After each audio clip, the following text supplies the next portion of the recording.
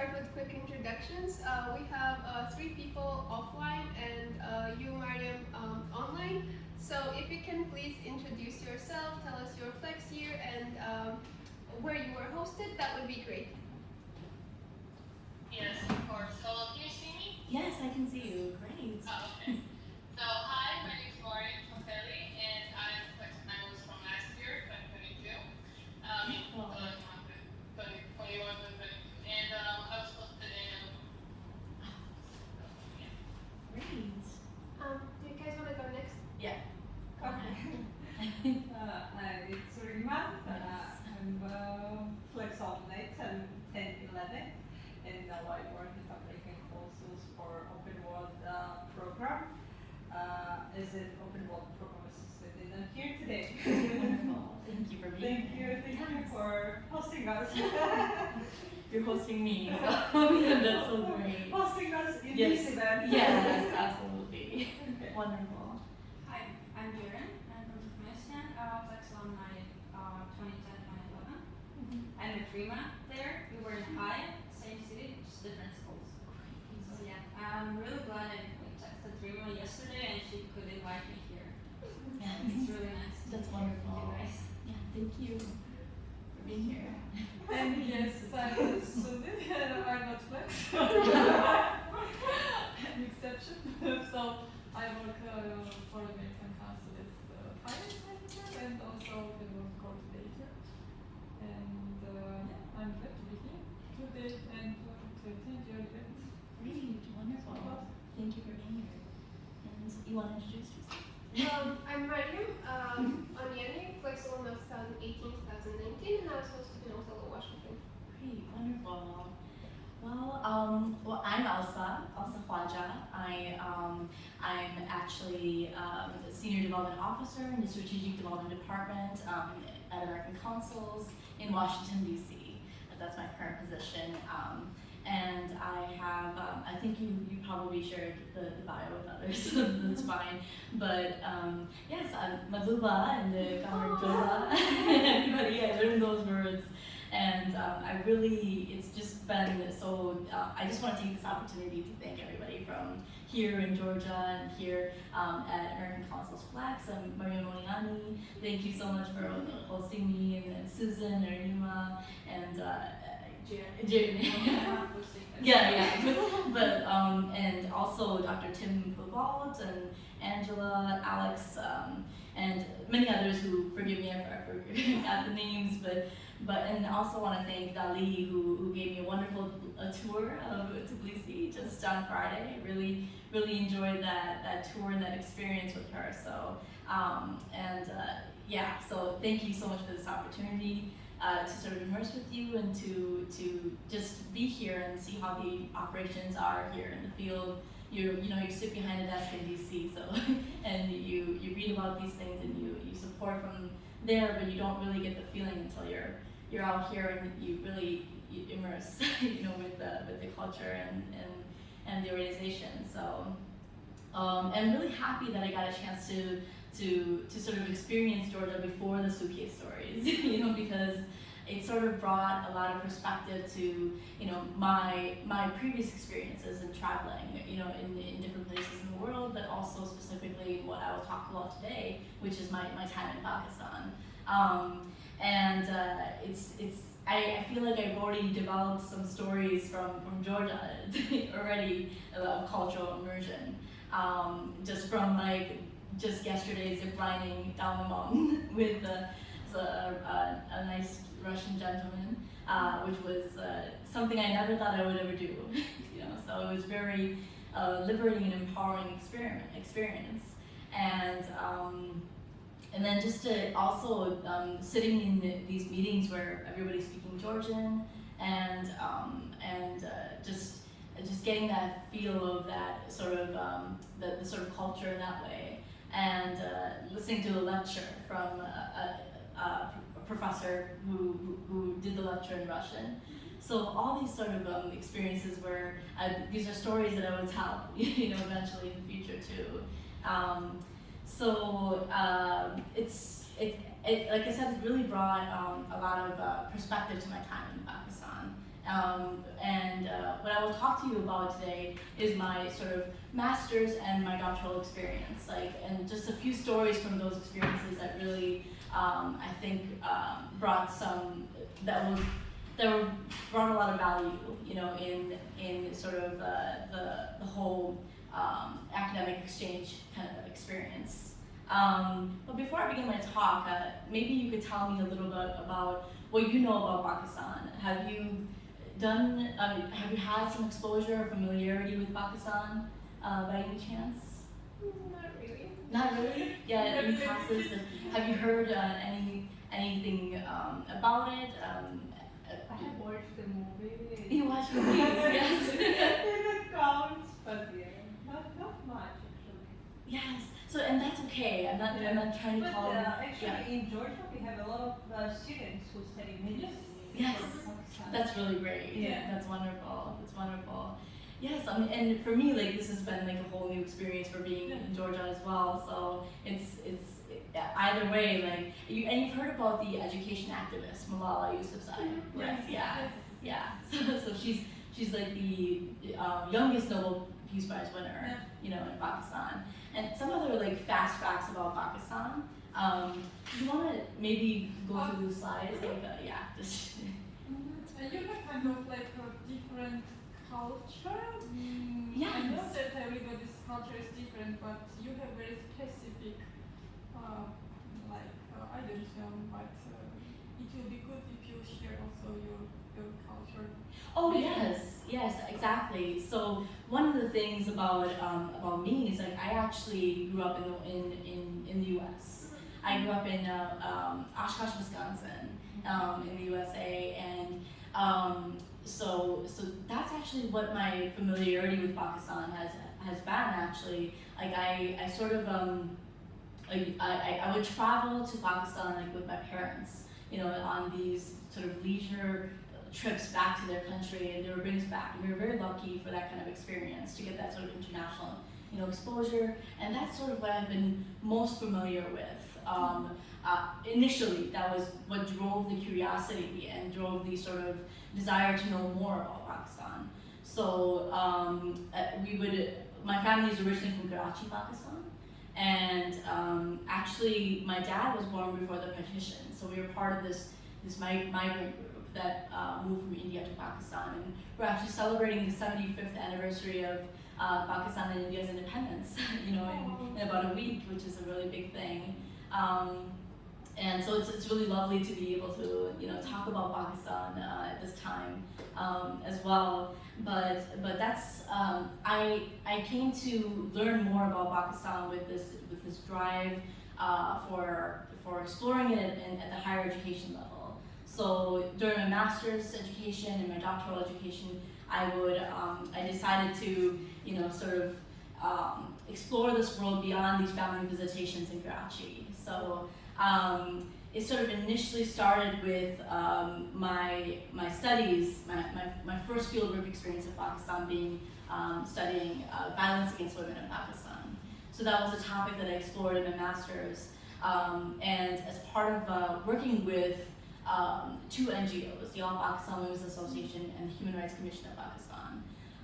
So I would work there and I would conduct independent research as well, do some fact-finding missions going in various different outskirts of Sindh and Balochistan, of Karachi area, of the Sindh area.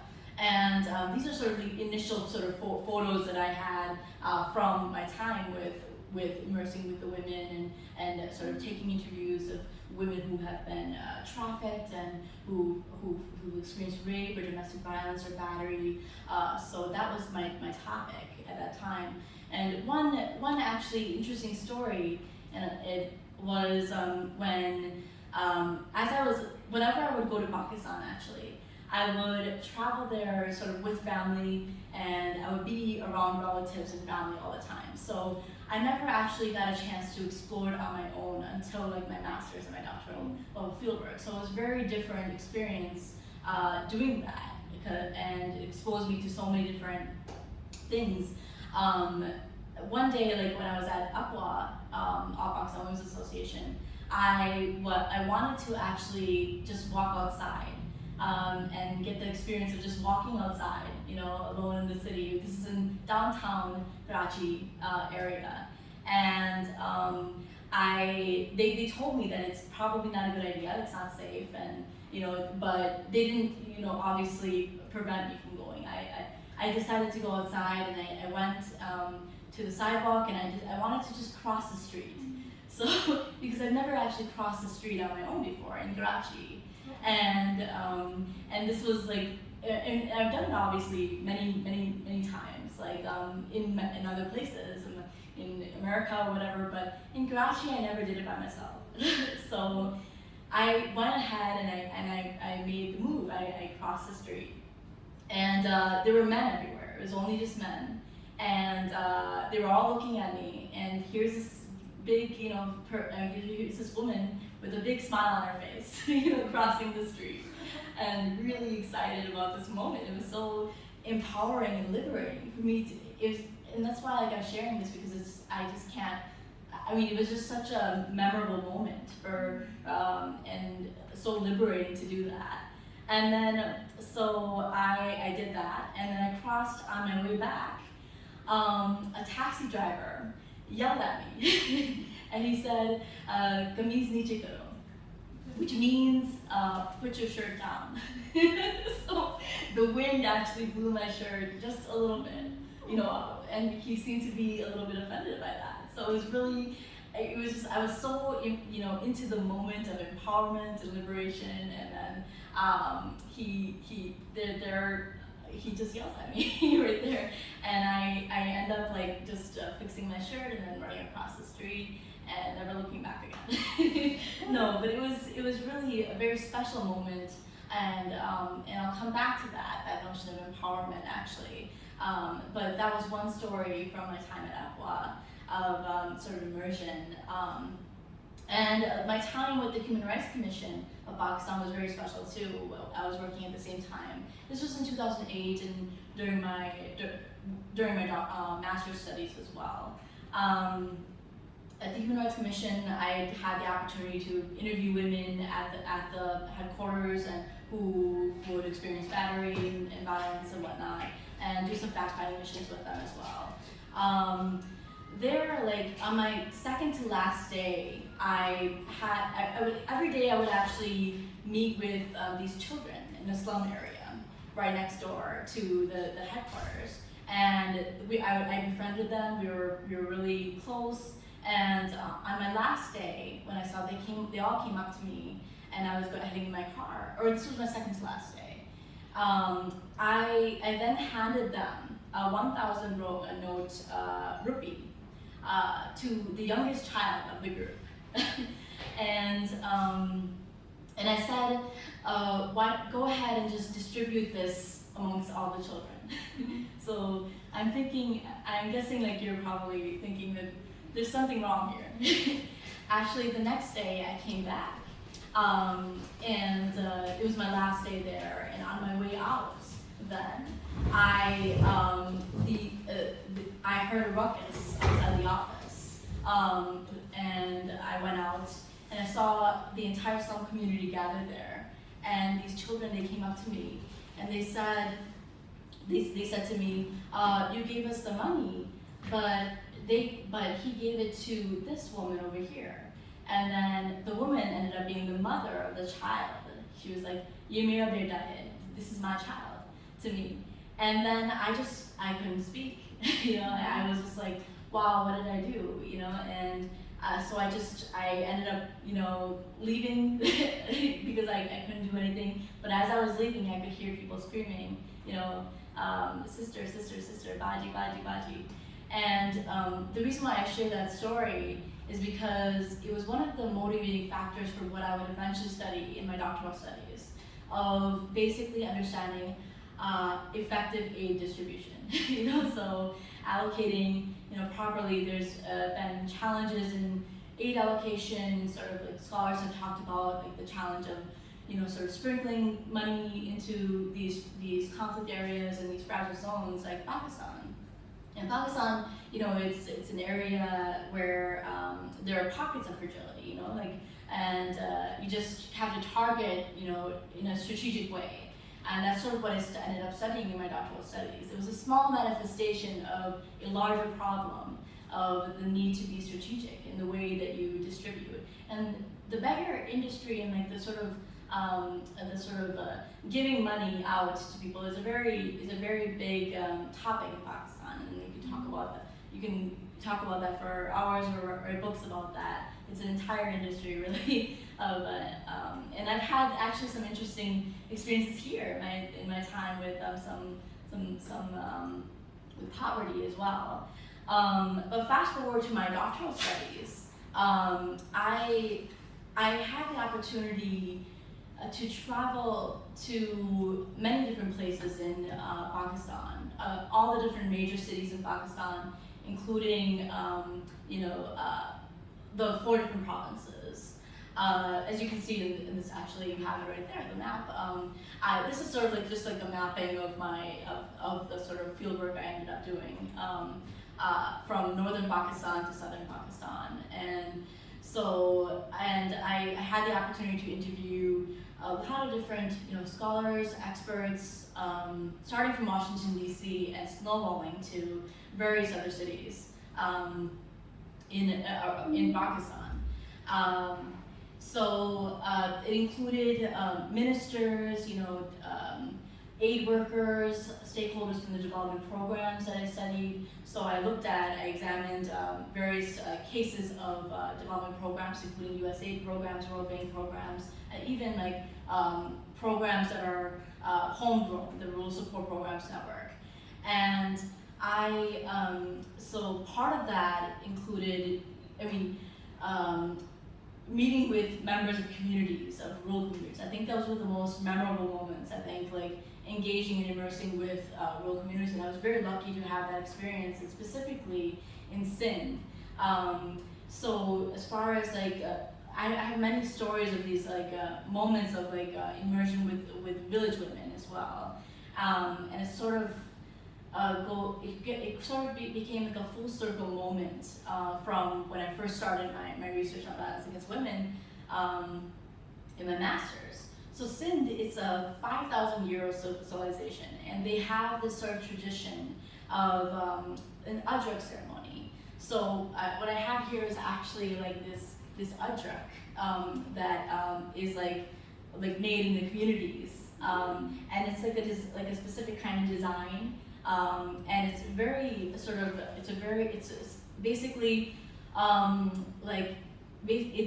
it's a form of miman, what they call miman nawazi, hospitality. Mm-hmm. So what they would do is when we would visit them, they would take their ajrak and they would wrap it around our neck right here, like this, and then we would take pictures. So everywhere I go, wherever I would go in Sindh, I would get this ajrak. Basically, they would give the ajrak and they would put it on our shoulders, and they would just, welcome. It would just be basically, it would be a form of welcoming. And it was a very beautiful thing, really. And we would get that every time I would go, and it's just interesting because my whole goal as a qualitative researcher, and for those of you who know qualitative research, it's about being sort of like the fly in the wall, like observer, as an academic, But everywhere I went, I was always the guest of honor. I was always treated like a guest of honor. And in many of the meetings, particularly with organizations like the Rural Support Program Network, it's a prominent organization that does social mobilization efforts of community-based programs, basically. So I had the opportunity to go to northern Sindh and southern Sindh, interior Sindh areas, to a lot of these community-based meetings that they organized. And so whenever I would go to these meetings, they would have me come and sit in the front with, and they would be sitting in a circle in sort of a U shape, all these women from the village. In one particular meeting, it was an activist workshop. They had about 100 women come from many different villages around the area, northern Sindh. And the deputy commissioner came for an inauguration of a pavement ceremony at this. I think this was in village Ahmadina Javad, just outside of Sucker, I think, or Larkana, I think, in northern Sindh. You can, do you want to keep, yeah. It's different cities, so Yeah, so just, just maybe just keep going, yes. Alright. So yeah, I was talking about how I went to many different cities and now we're on Sindh right now, but so it was wonderful actually because I was sitting there and I was listening and the deputy commissioner was there to listen to the women and the community leaders, the women. They spoke up and they talked about their grievances, their challenges in their communities, and they talked about some of their stories about their achievements as well. And it was nice being there in the front and like listening. After the ceremony was over, after the sort of moment with the deputy commissioner was over, I decided to break the rules a little bit again, but not sort of break the rules, but like just sort of do a little more of independent immersion. So I went and I sat in the middle of the among the women, like there were hundreds of women, and I went and just sat there, and they saw me. So they all swarmed around me, and they started like asking me questions, and then I took out my recorder. Basically, I would bring my recorder everywhere for their interviews, and I started interviewing each one by one. And some of them actually didn't know, how to speak Urdu, and Urdu is like is probably the language that most people, a lot of people do speak or like at least in Karachi. That's one of the main languages, or it's a national language of Pakistan. So I was trying to speak with them, and I spoke with some in Urdu, and some of them speak Sindhi. So basically, they started to get frustrated with the not being able to understand. So there was like, we can't understand you. It's so hard. And I told them, basically, I said to them, I can understand you. I took on my Bollywood sort of like filmy English. I mean, Urdu that I learned from Bollywood, because a lot of the language from Urdu is something that I learned from Bollywood movies, because I grew up in the United States, and so I just took out the sort of romantic, kind of Bollywood language, and I just said to them, I can, मैं आपके आँखों से सब कुछ समझ में आता है, or something like that, and or like I can understand you through your eyes, so. And then they all just, they understood that in Urdu, so they all started laughing. And there I sort of got introduced to this this tool of diplomacy of laughter. Because there's this we may not understand each other, but we just developed a friendship and a companionship through our laughter. And that was really a beautiful moment with them. So, and then, throughout that time there, I just sort of, these are just some sunsets in Sindh, but some of the beautiful sunsets that I've ever been exposed to. So it was just very special taking those sunsets in from northern Sindh and stuff. So those were my stories, and I guess from those stories, I talked about this experience because it was just one of the things was that it really was sort of mind blowing for me to see women speak, going from studying violence against women in Pakistan, my master's, to all the way to speaking to, or hearing them and listening to them speak with such mind-blowing confidence. Because these social mobilization efforts, they're all about, building confidence in the women and building them up as, leaders in their communities. And I think what the world knows about women in Pakistan, they think that they're in this, what we call parda, or they're in isolation and they're not empowered, or they're oppressed, or, a lot of places in the Muslim world too. And so that's the sort of impression they get. But to have seen this in northern Sindh, and to see all these women who, just want to be able to change their situation. Social mobilization involves changing the psyche, changing the psyche of the community, and they're doing it slowly by bringing these women up to sort of take leadership positions and help make decisions in the community for what they need, prioritize the things that they need, And it was so mind-blowing to see them speak with such confidence. Like, you know, here I am, an American coming here, you know, with spending so much time working on my, you know, confidence building as a Westerner, like my, you know, and here I see it, you know, there. It was just a magnetic feeling of empowerment that I felt, and so it was just very enriching, and very memorable, and it's just one of those things that you'll never forget, and will always stay with you, you know, forever. And so, and it was just so inspiring because it would tell me, you know, I want to be like you. I want to be educated. I want to be, you know, I want to go to school, and that was so, it was so heartbreaking to hear that. But this, yeah. What was that? So you don't go to school?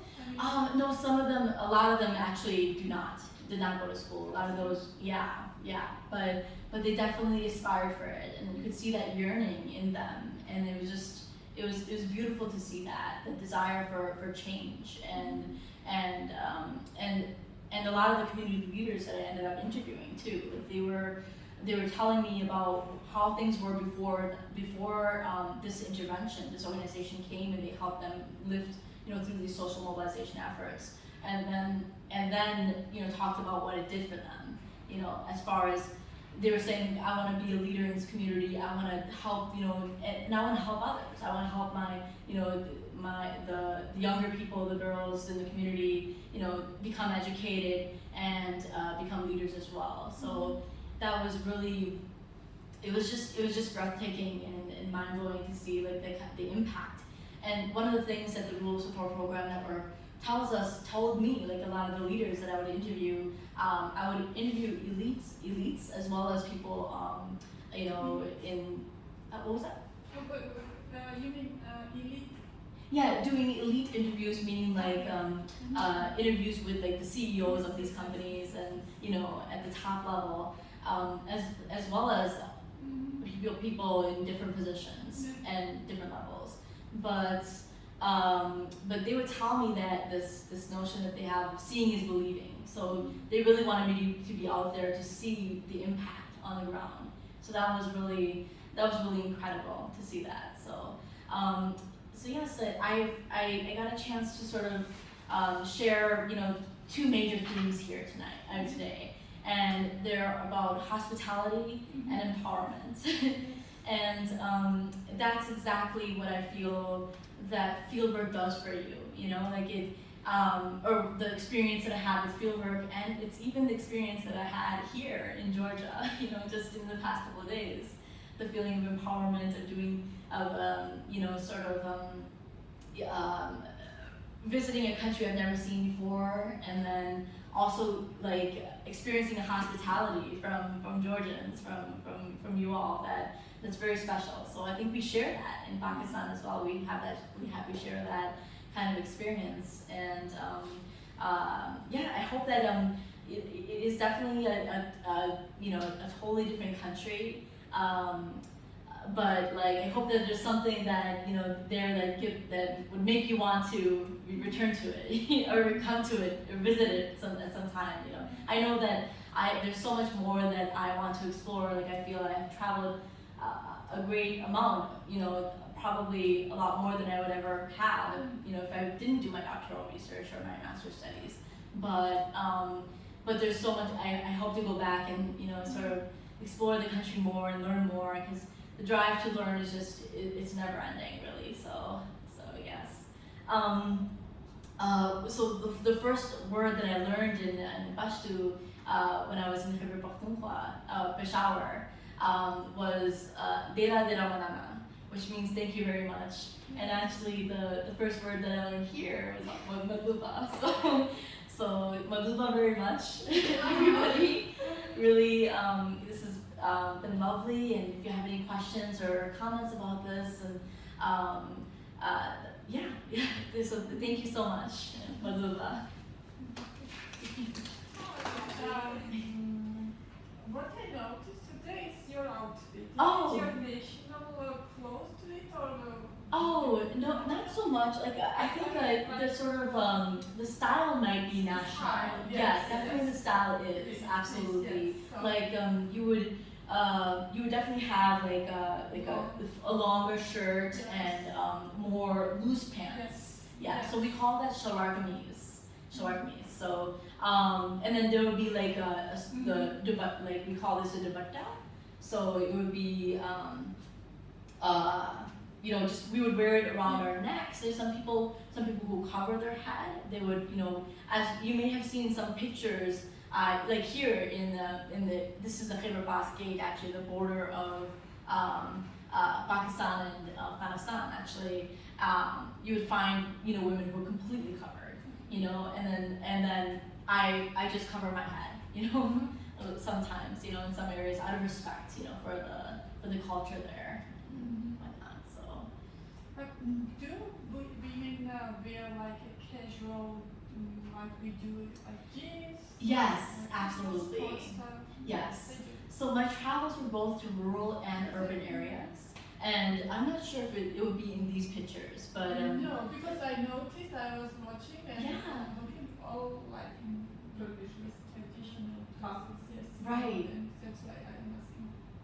yes, they're because I think most of these pictures are from very sort of I think a lot of them are in rural areas. So in rural areas, we'll find more people in those traditional garments, but also like I think shalwar kameez is sort of like the traditional clothing, but you would find people in urban settings. A lot of people who are younger as well who would be wearing just regular clothes like this. Even like some who are not necessarily Muslim, you know, Muslim. There is in our culture, like cover more, you know, in the Islamic culture. So there are people who would not necessarily practice that. So I mean, it's a very diverse country, and I think there's a tendency to believe there's a unified, you know, way of sort of dress and whatnot. But it's definitely very diverse. Yeah. Can I ask? Yes, of course, please. What kind of traditions, wedding traditions do you have? Is It's a it very special? Because, yes. So always- weddings. It's interesting that you mentioned that because weddings are such a prominent part of our culture. Is that the same in Georgia as well? Yeah. It's a very yeah. Okay. It's so huge, and it's a little bit too huge. Like I feel like I kind of feel like sometimes they emphasize weddings more than the education of a woman, unfortunately. In a lot of cases, at least especially in rural areas, you know. So, but yes, there's definitely it's very vibrant and traditional. The weddings are very expensive. Like it lasts for 2 days, 3 days, right? Yes, they last for at least 4 days. Oh. So we have the we call it Manyo, Mehndi, Valima, and Nikah and Valima. So it's just like for celebration from the guy's side, a celebration from the woman's side for like before the wedding celebrations. And then they put on the henna, the mehndi, and they do like dancing and singing and stuff like that. And then the nikah is an actual religious ceremony of the actual wedding. And then the last one is reception, basically. Because there's no reception, no like drinking, eating, no? Oh yes, all of that happens every single day. So for sure, the drinking, eating, and yeah. So and lots of beautiful clothing, you know, like very vibrant, And colorful clothing. as you mentioned, it's very expensive because Yes. they are not that wealthy. How they can afford or what they do? That's a very good question. I mean, I think that's really a challenge that a lot of rural communities face, or like people in lower income status. Yeah. You know, they really face that, and you know, you have families that save up for the wedding.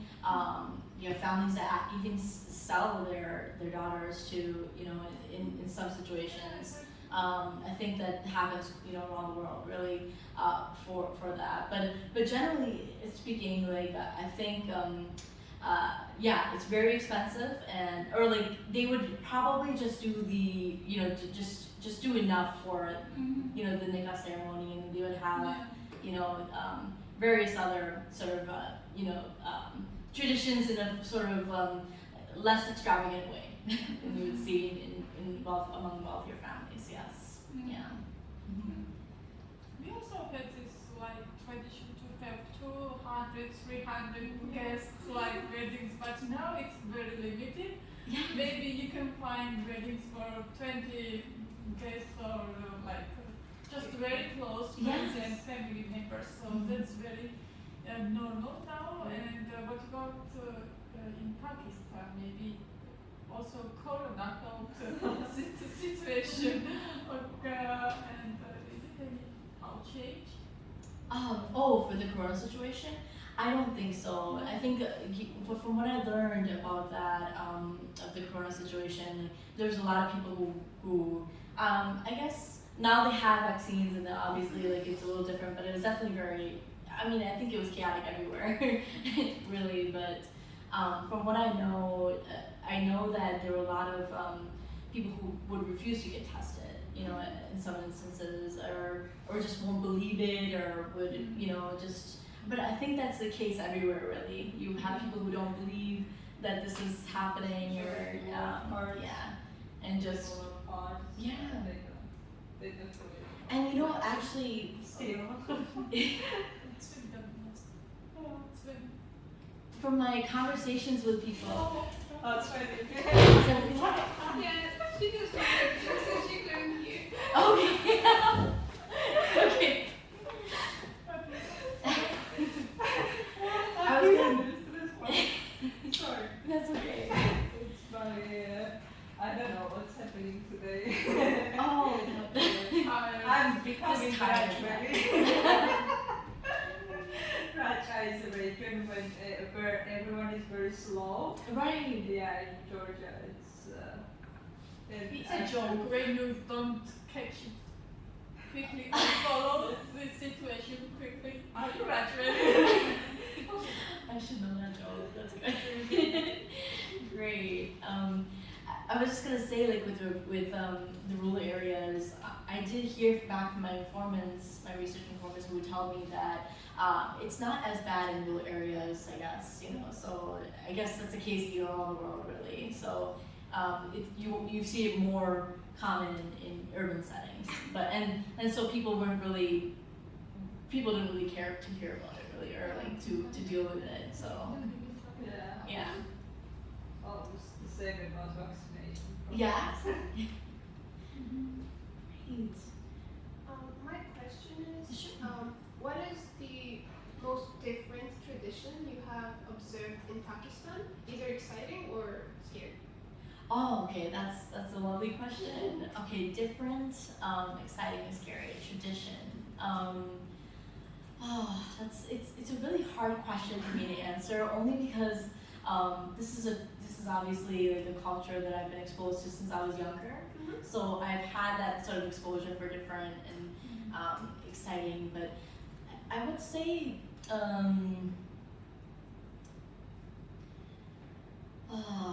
so I would say some of my scariest moments,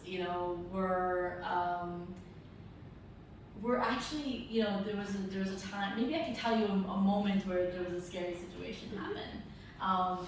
During my travels, as an American, like the thing about being having Pakistan origin is that we can apply for these Nadra cards, or these cards that give us it's a Pakistan origin card. So carrying this as an identification around. So I guess it was just I was put into very delicate and difficult situations in northern or northwestern Pakistan, Peshawar, close to the border of Afghanistan. When actually there was a moment where I lost my card, and I guess I was looking for it, and a guard was asking, because I was trying to enter this area, and a guard was asking me for it. So I was just flipping through my papers and everything, and it was just amazing, like how how he was suspecting me all up until like I had that card. So having that the identification was really crucial for me. And then like having to travel on the bus from like northern Sindh to southern Sindh when flights were canceled. There was an incident that happened in Pakistan, which ended up, I forgot exactly the details of that incident, but it ended up canceling all the flights around Pakistan. So I had to sort of so I had to take the bus from northern Sindh to southern Sindh. I had never traveled on a bus before, and there were army checkpoints like throughout that ride. So they would always ask for that card.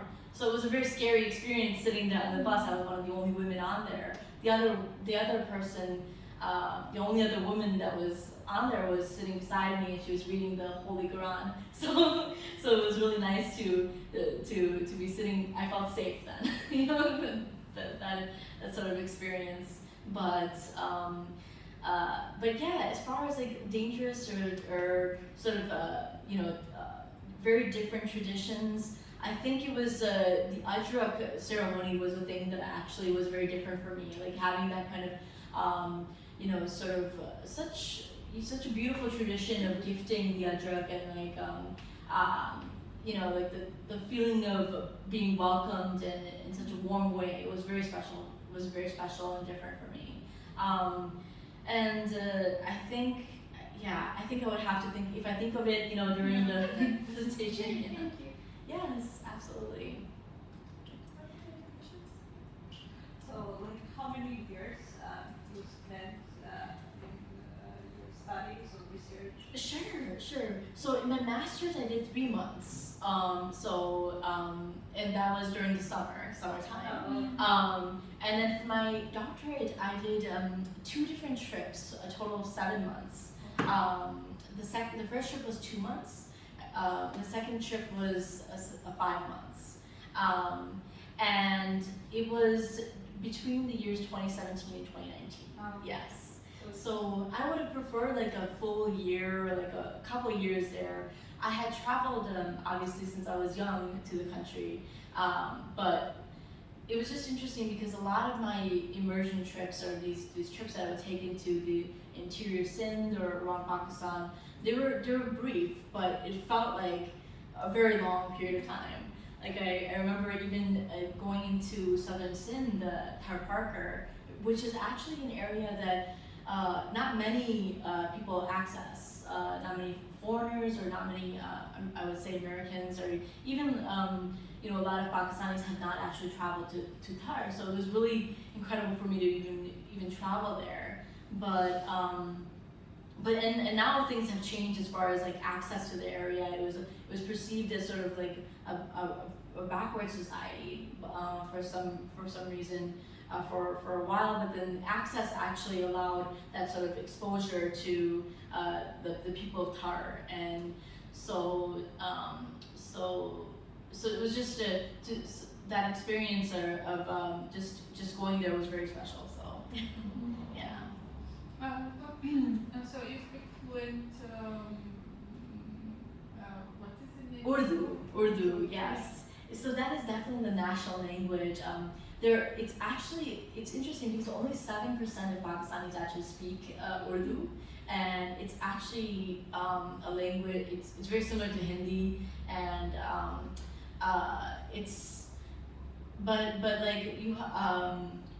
I do speak it fluently. I learned it as like my second language. So, as I mentioned before, like I would watch Bollywood movies, and Bollywood they have Hindi, so it's very similar in that way. So I learned a few phrases here and there, from there, but also just traveling to Pakistan regularly. My parents actually made the effort for us to be traveling there,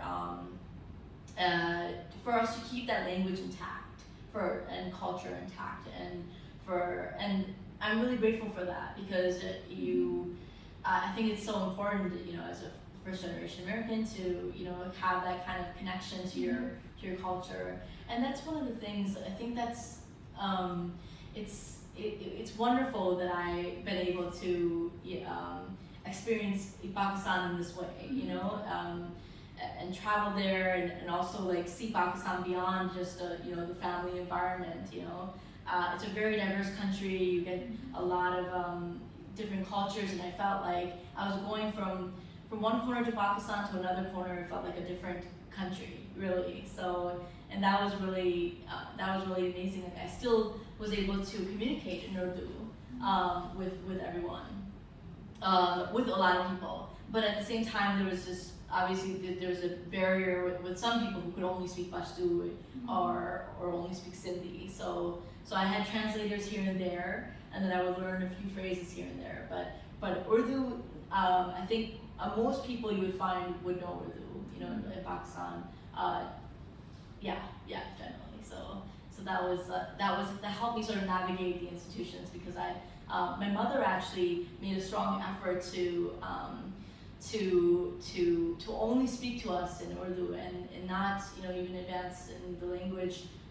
She speaks English very well, but she preferred to only speak with us in Urdu so that we would know the language. Yeah. That's good. Yeah. Do you have a question? Yeah. Sure. As you were speaking to the women in rural areas, Sure. maybe they shared some inspiring stories from their lives that you like stayed in your mind. Yes, absolutely. I think it was just very inspiring for me to even hear them, tell me about the times when they felt they were being sort of like suppressed by their husbands or their fathers or their brothers, or like they felt like they weren't getting the opportunities. So it was really very inspiring for me to see them be able to overcome that. So they would share stories like that. They would share stories like they were able to open a bank account, by themselves, and to buy goats, and it was interesting how that impacted their household. The ability for them to actually take part in those activities that were happening in the organizations and attend these meetings and then take it back to their household. It was very special to hear that. So one woman actually, she said something like, they gave us a voice, and they showed us a path, and inshallah, God willing, we'll be able to do it ourselves now. So that was a really beautiful thing that a woman, I remember, I will never forget that those words from that woman, how she felt like her voice was elevated, and now she can really, she can take on the world now. So it was really beautiful. Yes. Actually, when I answered in the beginning to your question that I have watched the movies. No, I'm doubting if it was Pakistan or Indian. It's the River Boys, maybe you know. The River Boys. Yes. I'm sorry, I'm not familiar with. Is it a It's like Pakistani movie? also or- there's like a book which is like bestseller. Oh But gosh. I'm fine. Okay. Well, if it's a bestseller, then I should know. I believe like at some point there was like sent from Pakistan, but Right. Yeah. You guys have not heard this one? I have a question actually about your master's studies. Sure. You mentioned that you were studying violence against women. Right. So my question is, did you notice that people weren't really willing to answer some of your questions, or were they concerned about their safety? That's a wonderful question, Mariani. Actually, yes, I absolutely noticed that. I think the people who were willing to answer certain questions, they were. I think it varied with the person that I was speaking to. So if it was a lawyer, an advocate, or even just a consultant or an aid worker or someone working in the organization, sometimes they would they would be open about like the challenges there and everything. And some women would be open about their challenges as well. I think there were instances where when I would do the fact-finding missions and when I would go out there and collect information and interview women in these healthcare clinics and these education clinics in the outskirts, it was really, I faced some challenging situations because I would end up interviewing a woman in her home and her husband would be in the other room. So it would be really hard to get any clear answers. So I would have to be diplomatic with the kind of questions that I would ask, and I would be very, I would be very careful, and so I would just say things like, what kind of challenges are you facing, or like not necessarily anything related to violence or anything that she may have experienced as, from, in that household. So, and then there was one instance, and I'll never forget this actually. It was when I went to in a education clinic, I think an hour away from Karachi, driving there. I interviewed a victim of trafficking. So she was trafficked by a man from Dubai. He was 6 years old, and he had brought her back, to see her family. Her family had sold her to the man in Dubai, and she was 15 years old, so beautiful. I'll never forget her face. I interviewed her 3 times, and I came back for the 4th time, and she was gone. And the reason why she was gone was because of me. So because they found out that, and when I say gone, I mean she was returned back to the trafficked. Selling? You mean is it sell as a wife or as a? So trafficking basically like I think Capture. yeah. So they And family can do it to the children? I think they suffer so much from poverty that they have no choice. Sometimes that they do that with their children, but I guess like the buyers they in this case at least they would come and they would bring them back obviously to their community and their parents just for visits sometimes. Yeah. And So what this is was a visit and- the rate percentage of this violence? What was that? A rate?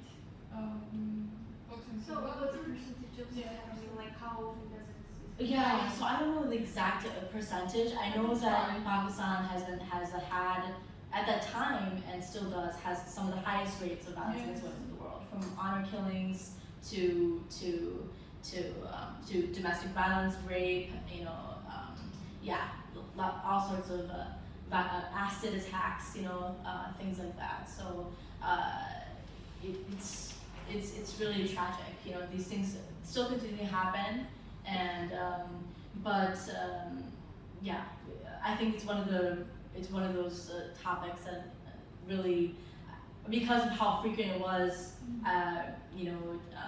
it made me want to study it and try to understand it, and then like I mentioned, like that's why it was so wonderful to see women empowered, in my doctoral studies as well, in these similar kinds of settings of conventionally very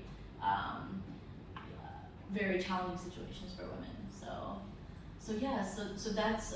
that's really that story, that situation was very unfortunate, because I wanted to, and there was just instances where I wanted to actually, you have this sort of savior complex when you go, you're just an independent researcher and a qualitative researcher, and it's just you have this strong desire to help, to support, but all you can do is really jot down notes and take it back and tell the stories, really.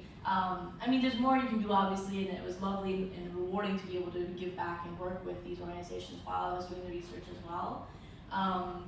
But it was just, it's just one of those situations where you have to be very, very careful, especially in that situation. That was like definitely an eye-opening experience for me. Yeah. Thank you for sharing that. Yes, absolutely. Very interesting. Yeah, and fieldwork overall, like it's just in Pakistan, like it was informative and challenging and really hard at times, but it was also extremely spiritually enhancing too. Like I would visit certain shrines, I would visit, I would be exposed to like the vibrancy of the arts and culture, and it was just so transformational and empowering as well. So so yeah. Do they have flex in Pakistan? What was that? Flex? Yes. Flex? They have Yes, yes. in Yes. Pakistan, yes. Yeah. And I'm hoping that American councils will, sort of expand their work in Pakistan, absolutely. I think we have a strong presence in both Afghanistan and India. And hopefully, in Pakistan as well, we'll make that happen. At least from the strategic development point of view. Yeah. Great. Yes. Are there any other questions? If you guys have any questions in Zoom, there was a comment that this was lovely and very interesting, which Oh, was very nice. If you have any questions, Thank you. please feel free to unmute yourselves and ask. Otherwise, it's already almost 7, so I don't have any questions, but I just want to say that this was very interesting and very informational. So thank you for spending time with us. I really did enjoy it. oh, that's wonderful, Mario. Well, thank you so much for having me and for being there. So and being in company. Absolutely, thank you.